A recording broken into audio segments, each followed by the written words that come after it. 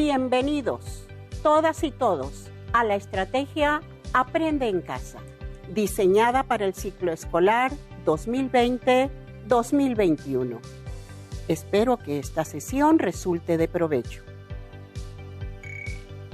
Mi nombre es Irma Uribe y me da mucho gusto compartir con ustedes una sesión más de la asignatura de lengua materna. En esta ocasión, el tema que abordaremos es: para escribir hay que tener algo que decir.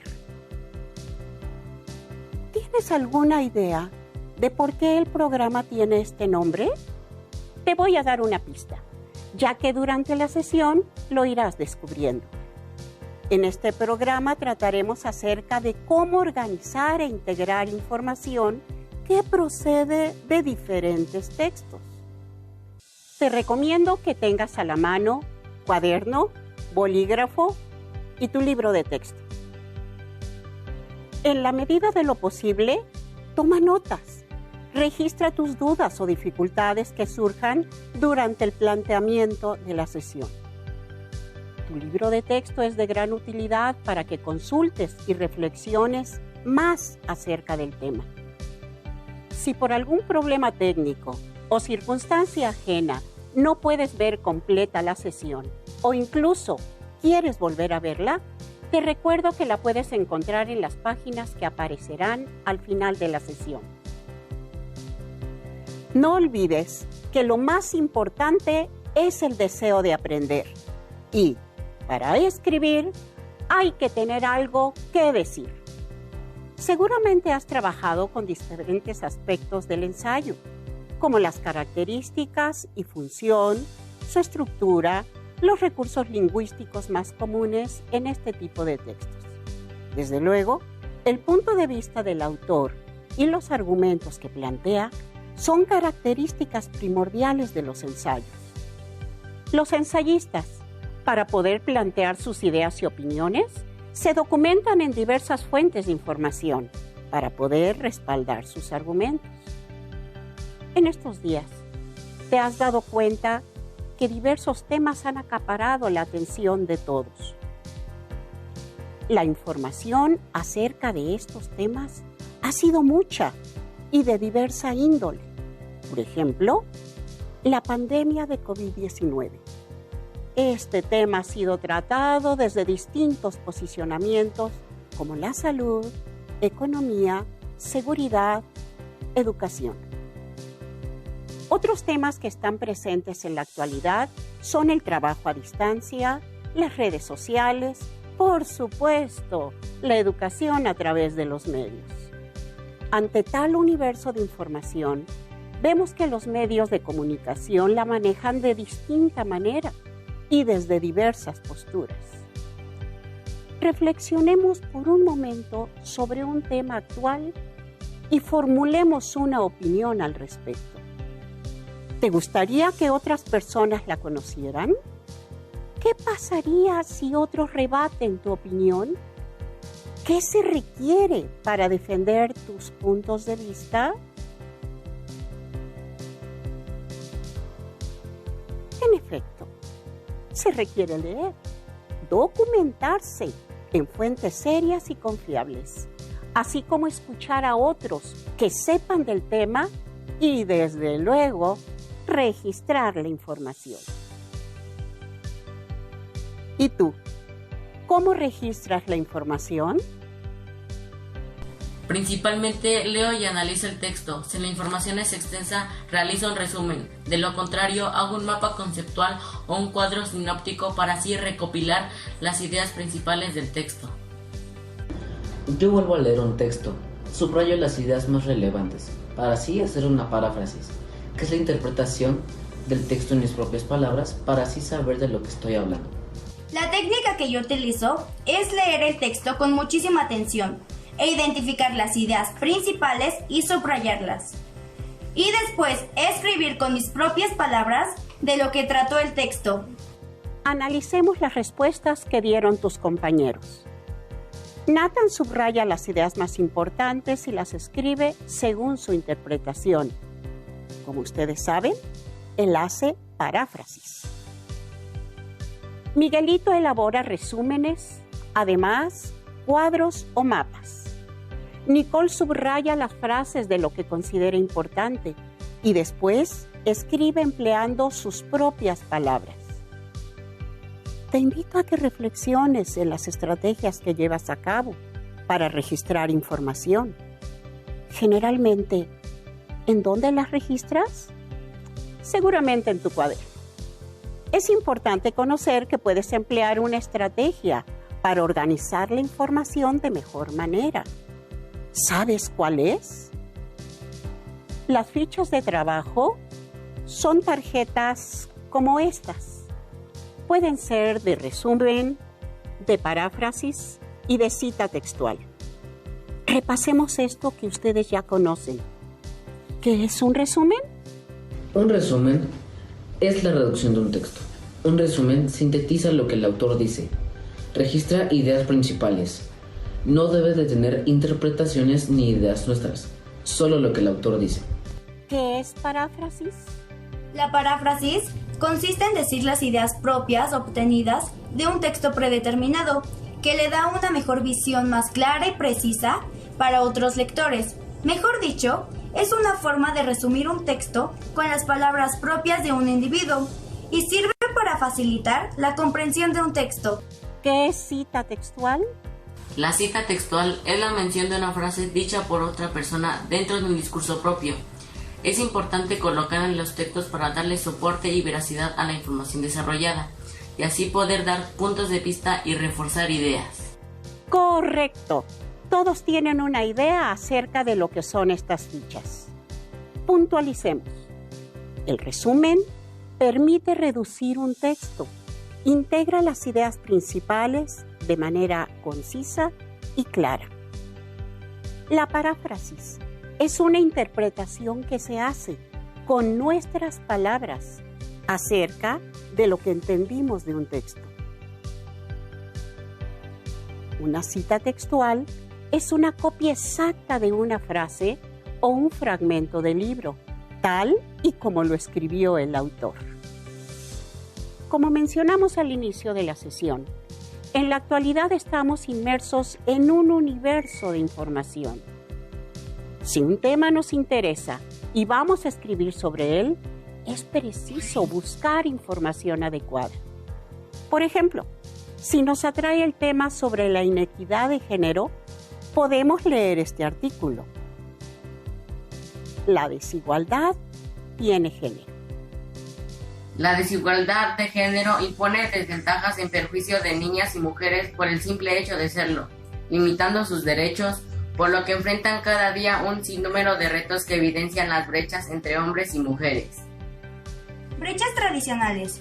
La lucha por la igualdad de género data hace siglos. Los roles de género, respaldados por los viejos estereotipos entre lo masculino y lo femenino, impiden la plena autonomía de las mujeres. Sobrevivir en un mundo de hombres. Las diferencias entre hombres y mujeres van más allá del núcleo familiar. En el ámbito laboral, los hombres suelen tener mejores puestos y las mujeres participan menos y perciben ingresos más bajos. De acuerdo con la Encuesta Nacional de Ocupación y Empleo, ENOE, del INEGI, la tasa de participación económica femenina para marzo del año pasado se ubicó apenas en el 43%. Lo anterior quiere decir que el 57% de las mexicanas no se incorporan al mercado laboral, lo cual refleja una fuerte problemática que puede deberse a que no encuentren condiciones para poder incorporarse a un trabajo, por los bajos salarios, los horarios extensos y las dificultades que enfrentan en relación con el cuidado de los hijos, entre otros. Trabajar igual, ganar menos. Las mujeres suelen tener una desventaja salarial frente a los hombres. El 73% de las mujeres que trabajan reciben 3 o menos salarios mínimos, mientras que en los trabajadores del sexo masculino, esta misma proporción es del 66%. El trabajo en casa. Las labores del hogar continúan siendo una actividad predominantemente llevada a cabo por mujeres. La encuesta intercensal reveló que las mujeres dedican un total de 49 horas por semana a trabajo dentro del hogar, comparado con las 19 horas que dedican los hombres. Lo mismo sucede con los puestos de toma de decisiones y participación femenina en la política. La brecha más grande en este ámbito se encuentra en las presidencias municipales, ya que en 2017, según el INEGI, el 86% de los presidentes municipales de todo el país eran hombres. Cabe señalar que la pobreza y la desigualdad de género no son causantes ni consecuencia una de la otra. Es un fenómeno que está presente en toda la sociedad, más allá de las condiciones socioeconómicas de las personas. Sin embargo, el rezago educativo, la asignación exclusiva del trabajo doméstico, el cuidado de los hijos, la falta de autonomía y sufrir violencia, entre otras, son manifestaciones de la desigualdad de género que complican la superación de la pobreza. Las brechas de género y la consecuente violación de sus derechos son una realidad para miles de mujeres mexicanas. Erradicar estas injusticias es requisito indispensable para lograr el desarrollo y la igualdad que nuestras mujeres y México necesitan con urgencia. Como pueden darse cuenta, este texto brinda información importante. Es recomendable elaborar fichas con los datos más relevantes del tema que trata.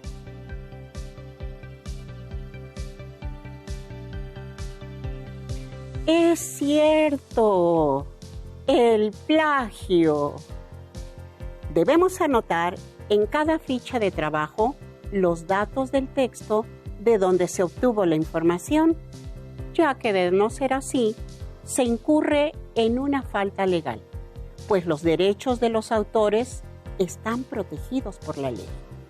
No hay que olvidarlo. Siempre se anotan los datos de las fuentes de donde obtuvimos información. Forman un apartado especial que va al final del trabajo y se llama bibliografía. Bien, volvamos a las fichas. Sean de resumen, de paráfrasis o de cita textual, son sumamente útiles para concentrar y organizar la información. En este caso, estamos preparando lo necesario para un ensayo, pero las fichas pueden ser igualmente útiles para elaborar otros textos, como reportes de investigación, monografías, artículos de divulgación y otros. Observemos las fichas. En la de resumen, toda la lectura se redujo a este breve texto con ideas esenciales.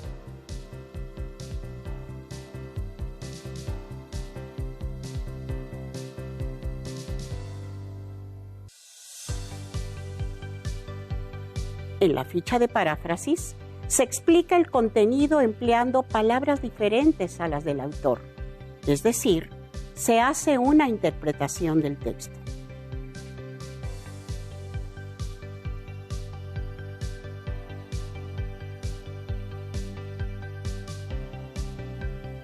En la ficha de cita textual se copió un fragmento muy importante del texto, incluso se anotó entre comillas.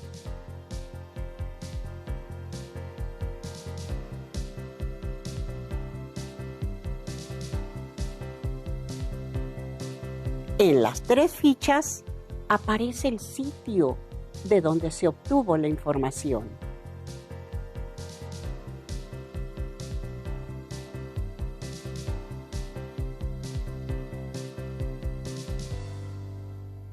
Una vez que tenemos toda la información que consideramos suficiente y necesaria para escribir nuestro ensayo, procederemos a organizarla de acuerdo con las partes que conforman la estructura del texto. En este caso, un ensayo. Es recomendable leer y tener un texto modelo que nos sirva como guía para poder elaborar el nuestro. Leamos este pequeño ensayo, muy interesante. Su título es El mito de la epilepsia. Seguramente vas a distinguir los principales elementos del ensayo y la forma en que la autora integró la información. El mito de la epilepsia, por Margarita Alegría. El hombre es, por su sensibilidad y su capacidad de raciocinio, el ser más maravilloso de la creación, pero también una criatura de gran debilidad física. Ante las fuerzas de la naturaleza se encuentra muchas veces impotente. Estas le revelan su finitud y le recuerdan su pequeñez en el universo, pero posee una capacidad que él solo posee entre todos los demás animales, le permite trascender sus limitaciones. La posibilidad de organizarse socialmente, gracias a su aptitud para la comunicación, con base en la cual generó el lenguaje, herramienta con la que excede los límites de su existencia corporal. Frente a las fuerzas naturales que muchas veces lo rebasan, los hombres crean mitos, símbolos que los compensan y dan impulso a su aliento vital. Simón Braulovsky alude en su obra Epilepsia, enfermedad sagrada del cerebro, al origen divino que se atribuye a esta enfermedad en diversas culturas como la mesopotámica, en la que se relacionaba con la mano del pecado y con el dios de la luna. El hombre ha tenido siempre a dar interpretaciones mágico-religiosas a aquellos fenómenos naturales que escapan a su comprensión, creando en torno suyo relatos fabulosos en los que hay agentes impersonales, que la mayoría de las veces son fuerzas de la naturaleza personificadas. Terry Eagleton ha señalado que el hombre, como ser cultural, se distingue por su carácter simbólico, a diferencia de otros animales, cuyos cuerpos solo les dejan un poder limitado para liberarse de los contextos que los determinan. Los símbolos míticos revelan a los seres humanos poderes que van más allá de los naturales y que, en el caso de la calidad sagrada que se concedió a la epilepsia, sirvieron para explicar el porqué de las capacidades superiores de ciertos hombres que padecieron ese mal, como Hércules, Sócrates, Mahoma, Dostoyevsky, Lord Byron, Flaubert y Van Gogh. La historia humana está poblada de mitos porque el mito, igual que la ciencia, tiene la ambición de explicar el mundo haciendo inteligibles sus fenómenos. Igual que ella, pretende ofrecer al hombre un modo de actuar sobre el universo. Ante un universo lleno de incertidumbres y misterios, el mito interviene para introducir lo humano, en un intento de salir de la impotencia en que el ser humano se encuentra. James G. Fraser, en La rama dorada, magia y religión, relaciona los distintos mitos con un número considerable de cuestiones a las que los hombres quisieron dar explicación por medio de ellos: el dominio del tiempo, las estaciones del año, la muerte, los poderes espirituales, el mal, los elementos. Este autor da gran importancia a la religión, en virtud de cuyos mitos se suplen las limitaciones humanas ante el poder ilimitado de los dioses. Los mitos, entonces, como parte de la cultura, ayudan a sobrevivir al hombre, porque llenan vacíos de su naturaleza material al colmar necesidades que ésta no les permite satisfacer. Interesante. Noten cómo argumentó su postura con base en varias fuentes. ¿En qué párrafo está la postura de la autora respecto al tema? ¿Dónde hay una paráfrasis? Aquí, pues la autora explica la información que encontró en un texto consultado. ¿En dónde se observa una cita textual? Aquí y aquí. ¿Cómo se identifican? Claro, porque están entre comillas. Finalmente, la conclusión. Los mitos, entonces, como parte de la cultura, ayudan a sobrevivir al hombre, porque llenan vacíos de su naturaleza material al colmar necesidades que ésta no les permite satisfacer. Y vean esta parte, la bibliografía, es decir, las fuentes que consultó la autora para poder escribir su ensayo. ¿Qué tal? ¿Complicado? No, es cuestión de practicar. Para reafirmar lo que aprendiste en esta sesión, te invito a que lleves a cabo el siguiente reto. Observa lo que ocurre en tu colonia, en México, en el mundo. Reflexiona acerca de lo que piensas al respecto. Asume una postura ante ese hecho. Busca información, organízala y escribe un ensayo breve. Seguro que puedes hacerlo. Antes de despedirnos, reflexiona. ¿Para qué sirve leer, seleccionar información y escribirla? Para tener bases y poder expresar mis ideas con claridad. Por ejemplo, me duele la pandemia. Hemos perdido miles de vidas, salud, trabajo, pero eso no nos va a vencer. De eso quiero escribir. Creo que cuando leemos nos vamos educando. Aprendemos a tener ideas justas, a no ser racistas, a ser equitativos y a defender con razones nuestras ideas. He aprendido que cuando leo adquiero muchos conocimientos nuevos e interesantes que me ayudan a tener ideas propias y poderlas expresar con seguridad en diferentes situaciones de la vida. Yo pienso que saber buscar y organizar información nos enseña a ser más ordenados. Así no nos confundimos, aprendemos a tener ideas propias y no nos engañan fácilmente porque tenemos bases para defender nuestra opinión y hasta para convencer a los demás. Un reconocido escritor español señala, para escribir hay que tener algo que decir. No olvides que, para ampliar la información sobre el tema de hoy, localiza en tu libro de texto El aprendizaje esperado. Argumenta sus puntos de vista respecto al tema que desarrolla en un ensayo y lo sustenta con información de las fuentes consultadas.